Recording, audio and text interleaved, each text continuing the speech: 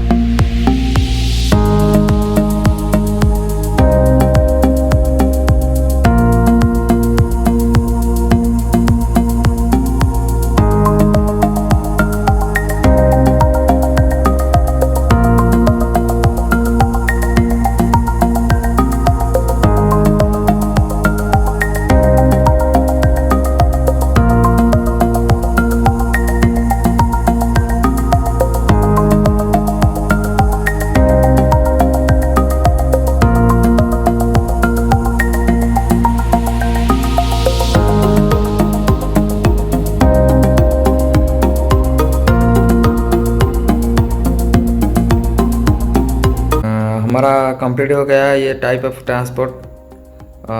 पहला है हमारा रेल ट्रांसपोर्ट, जो कि वो वगैरह जो प्लेटफॉर्म जो सब है, और वो रेल प्लेटफॉर्म हो गया। और ये हमारा रोड ट्रांसपोर्ट हो गया, जो कार वगैरह वो चल रहा है। और ये वाटर ट्रांसपोर्ट हो रहा है, वो वाटर ट्रांसपोर्ट हो गया। और वो एयर ट्रांसपोर्ट हो गया।